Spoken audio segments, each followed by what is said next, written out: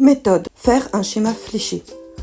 Un schéma fléché est une production graphique qui permet d'exprimer sa réflexion et remplace souvent avantageusement un texte. On va voir qu'il y a une très grande variété de schémas fléchés.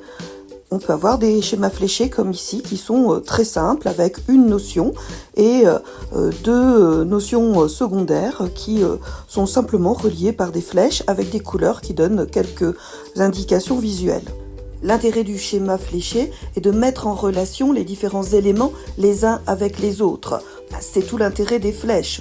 On voit ici l'exemple d'un schéma de synthèse sur la fin de la Première Guerre mondiale avec les différents éléments qui caractérisent ce thème et leurs liens avec des flèches de couleurs pour relier les différents thèmes.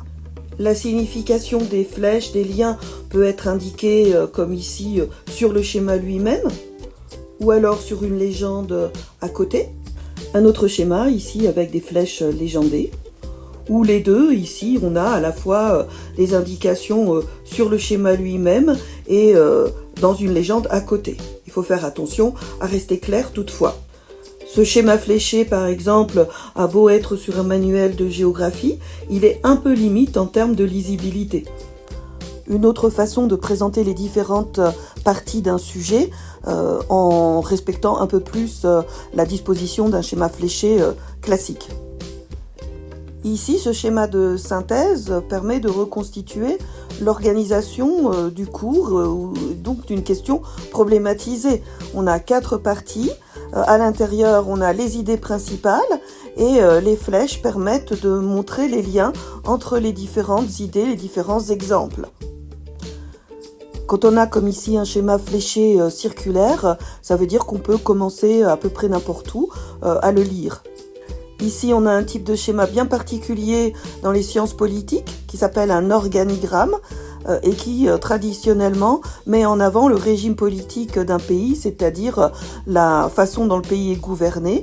Et on a en général en bas qui désigne le gouvernement, au milieu les différentes assemblées et en haut qui fait exécuter les lois, qui a le pouvoir.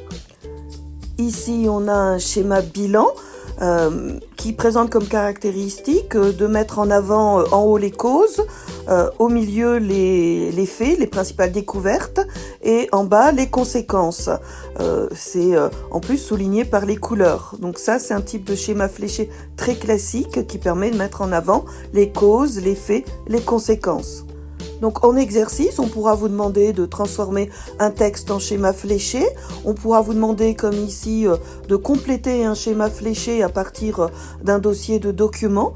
On pourra aussi vous demander de commenter à l'oral ce schéma fléché, ce qui vous permettra de bien mettre en avant le passage du schéma fléché à un exercice de questions problématisées, par exemple.